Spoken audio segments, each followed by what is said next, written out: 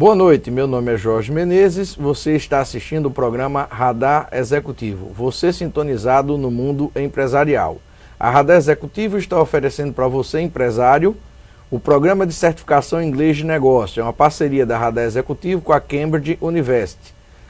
Vai trabalhar toda a parte sua da desenvoltura no inglês aplicada ao business, a negócios. Para conhecer um pouco mais do programa, acesse o nosso site www.radarexecutivo.com.br.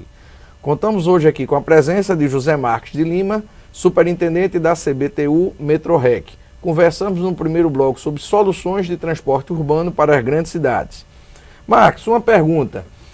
Como é que fica, não sei se vocês têm essa medida, como é que fica o impacto econômico nas regiões por onde começa a passar as linhas do metrô? Nós temos essa informação e o impacto é altamente positivo, Jorge. O impacto por onde o metrô passa, o desenvolvimento que acontece na área, a valorização imobiliária é impressionante. Toda vez que nós falamos em integração e desenvolvimento de transporte metroviário, há uma corrida da população para aqueles bairros, para aquela região por onde o metrô vai passar. Com isso, obviamente, né, a economia do mercado diz isso, né, a valorização da área, a valorização de todo o entorno. Porque quando o metrô passa, ele não leva apenas a estação do metrô.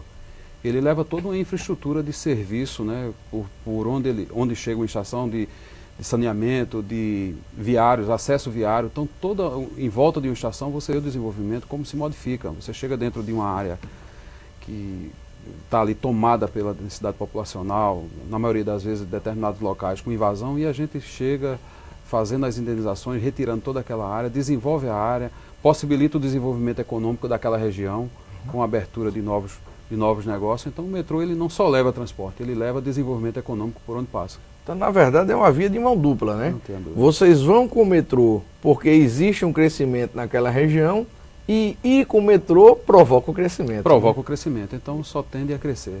Exatamente nesse caso aí a CPP não funciona, vai tudo junto. Com certeza. Me fala uma coisa, vamos nesse segundo bloco conversar também um pouco mais sobre a tua experiência pessoal como líder, tua experiência como executivo, né? Me diga uma coisa, Marques, quais foram os maiores desafios que você encontrou como líder assim que assumiu a superintendência do Metrorec? Quando eu retornei eu comecei minha vida profissional no metrô do Recife. Comecei com 18, 19 anos, já no metrô do Recife. Comecei e junto com a empresa. Isso me ajudou bastante. No primeiro momento, eu tinha uma certa dificuldade em entender que seria positiva a minha vinda, né? Eu passei aí por alguns estados, né? Trabalhei na CBTU em diversos estados, Alagoas, fui para o Rio de Janeiro e fiz uma série de serviços. Mas Pernambuco era um pouco complicado para mim nesse sentido, Jorge, porque eu conheço todos, são 1.559 funcionários. Eu conheço 90% deles, pelo nome. Então isso me deixou um pouco apreensivo. Mas a maior dificuldade realmente que eu encontrei depois desses 25 anos de operação, né, retornando ao metrô do Recife, eu não diria que foi dificuldade, eu diria que foi uma missão. Foi exatamente envolver todo mundo num projeto, né, fazer com que os colaboradores acreditassem nesse projeto e resgatar alguns deles para dentro, né, desse projeto e tentar fazer um novo modelo de gestão para o metrô do Recife. Isso foi eu acredito que a maior dificuldade. Agora, uma dificuldade prazerosa, porque é muito bom hoje conviver com esses colegas que eu conheço há 25 anos, né, e ver que todos eles estão envolvidos nesse projeto, todos eles estão abraçando esse projeto. Então isso é bastante gratificante. Então, obviamente é um cargo público, né, a gente começa a sair quando entra, isso é fato. Vai chegar a hora que eu vou ter que sair, mas eu fico exatamente pensando, nesse momento vai ser o mais difícil, vai ser me distanciar desse projeto e desses colegas que trabalham comigo há 25 anos. Isso vai ser bastante difícil, mas faz parte do processo e estamos preparados exatamente para encarar essa mudança que com certeza irá acontecer. Eu fico muito feliz quando eu escuto um executivo do setor público comentando, porque a gente vinha conversando lá fora, né? A grande mudança que está tendo na gestão do serviço público na última década, né? Eu como consultor, eu não sou jornalista, sou consultor, trabalho na área de treinamento e nós trabalhamos com várias empresas, a gente tem visto muito isso. E é graças a executivos que têm essa visão, né? O próprio Eduardo Campos aqui, que gerencia o Estado como uma grande empresa, com eficiência, com produtividade, a gente vê os efeitos do que está sendo feito no Estado. É muito bom para nós que somos contribuintes ver esse tipo de ação, sem dúvida nenhuma. Me fala uma coisa, e durante essa tua vida como líder que está à frente de equipes, dirigindo pessoas essencialmente, apesar da tecnologia, né? Dirigindo pessoas, qual foi a grande lição que você aprendeu como executivo ao lidar com pessoas durante esse tempo todo? A maior lição que eu aprendi é que você não consegue absolutamente nada se você não tiver uma boa equipe. Durante algum tempo eu costumo dizer que, lá junto com meus colegas, né, porque o fato de estar superintendente, né, porque eu estou superintendente, mas sou funcionário de carreira, então quando eu deixar de estar superintendente, eu vou estar ao lado dos meus colegas, trabalhando, brigando para melhorar o sistema, vou continuar trabalhando junto com eles. Agora, quando se fez necessário montar essa nova equipe de gestão para o metrô do Recife, eu brinco muito com eles que, na maioria das vezes que nós nos associamos a pessoas melhores do que nós só crescemos. Então eu tenho o maior orgulho de ter montado uma equipe de excelência para o metrô do Recife. Nas áreas específicas, pessoas preparadas para os cargos que estão ocupando. Então isso me deixa bastante feliz e eu aprendi, isso foi uma lição, que eu não teria conseguido os resultados que hoje o metrô do Recife tem oferecido, tem alcançado a nível de números de transporte, a regularidade do sistema, eu não teria alcançado sem uma equipe. E para mim a grande lição foi essa. Eu não conseguiria nada se eu não tivesse uma boa equipe. Então a equipe é fundamental para qualquer executivo. Ninguém consegue fazer absolutamente nada só.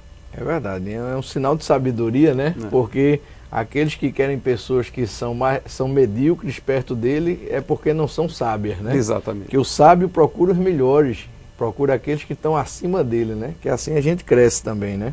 É bom ter essa visão. Eu tenho um colega, Jorge, que eu estava na época no Rio de Janeiro, quando eu recebi o convite para vir ao metrô do Recife. Alguns colegas, né, que eu procurei para montar essa equipe, né? E pessoas que eu sei que são extremamente preparadas do ponto de vista técnico, pessoas que conhecem o metrô profundamente do ponto de vista técnico, conhecem bem mais do que eu, porque são da área técnica, são da área de engenharia, que conhecem toda aquela estrutura. Pessoas que conhecem o sistema operacional como ninguém. E uma das coisas que me deixou bastante motivado, como eu lhe comentei, para vir, porque no primeiro momento eu fiquei um pouco receoso, né, de encarar essa missão, mas foi exatamente escutar algumas pessoas que conviveram comigo durante esses 20 anos, que eu admirava como profissional, e na hora que eu fiz o convite, estando em outro estado, em outra missão, ele me respondeu com a seguinte frase: eu topo a empreitada, desde que seja você que venha para cá como superintendente. Então isso só demonstra que nós temos realmente uma equipe bastante coesa. Credencia, né? Credencia. Aumenta a responsabilidade, é óbvio, muito, mas credencia. Mas credencia. Me diga uma coisa, que conselhos você daria para um jovem executivo que está em casa nos assistindo, pensando em entrar nessa nossa vida aí de negócios, de executivo, qual o início de carreira, né? Primeiro, investir no seu desenvolvimento pessoal, não tenha dúvidas. Se você não investir, se você não procurar se atualizar o tempo todo, você realmente vai ser ultrapassado. O mundo exige isso. Eu acho então que é fundamental essa questão da atualização, da busca pelo melhoramento, aprimoramento profissional de si próprio. Agora, é fundamental se preparar e trabalhar a questão do ponto de vista das relações interpessoais. Se você não aprender a conviver com pessoas, vai ser bastante difícil você montar, você gerenciar, você administrar. Você pode ser um excelente técnico, você pode trabalhar 24 horas por dia, mas se você não souber conviver com pessoas, se você não tiver essa habilidade, vai ficar bastante difícil. Não que não consiga, é óbvio que você vai ter êxito em alguns pontos. Agora, é fundamental lidar com pessoas e o desenvolvimento nas relações interpessoais é fundamental. Sem ter esse desenvolvimento, o fardo fica mais pesado. Fica mais pesado. É verdade, fica mais pesado. Me diga uma coisa, na sua visão, quais são as principais diferenças entre gerenciar uma empresa pública e gerenciar uma empresa privada? Jorge, eu só tenho experiência com o serviço público. Eu entrei em serviço público com 18 para 19 anos.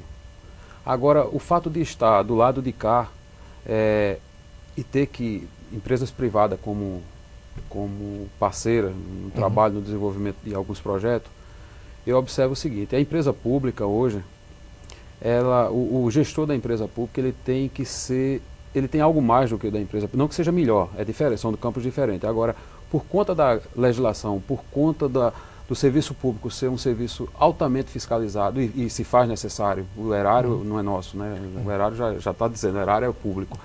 Então, por conta de toda essa gama de legislação que emana dos poderes, para que nos fiscalize do ponto de vista da gestão do dinheiro público, faz com que a gente tenha que ser um pouco mais rápido até do que o empresário da iniciativa privada, porque na hora que ele está na iniciativa privada, empresa privada, ele não tem essa fiscalização, então ele tem mais liberdade para agir. O sinal de retorno da empresa privada é bem mais rápido do que o da empresa. Tomada de decisão. A tomada de decisão da empresa pública. Então o gestor público ele tem que conviver com essa situação, que é salutar, faz parte do processo. Sem isso, era impraticável administrar o erário hoje, não tenha dúvida. Sem esses órgãos, sem essa fiscalização, sem essa legislação, ficaria bastante difícil nos dias de hoje administrar.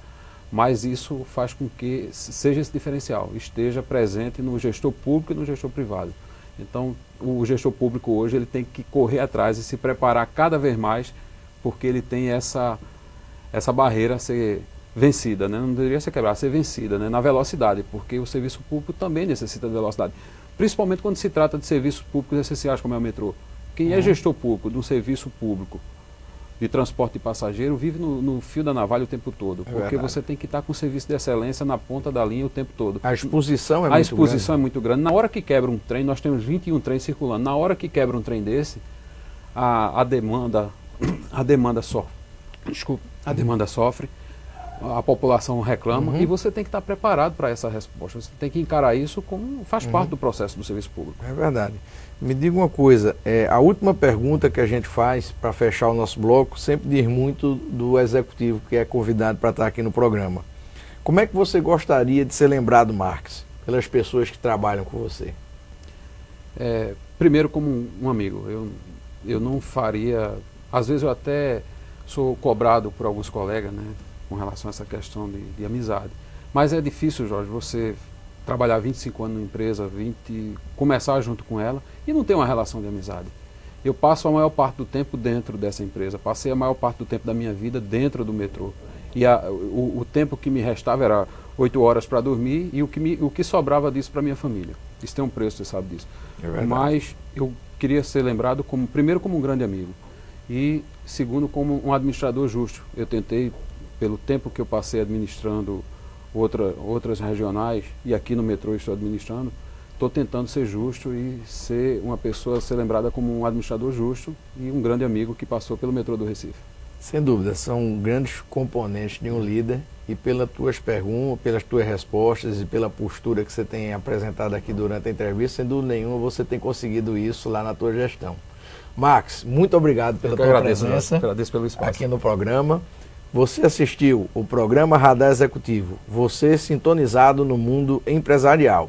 Você empresário executivo que quer fazer uma especialização em inglês de negócio, entre no nosso site www.radarexecutivo.com.br e conheça o programa de certificação em inglês de negócio que estamos oferecendo ao mercado em parceria com a Cambridge University.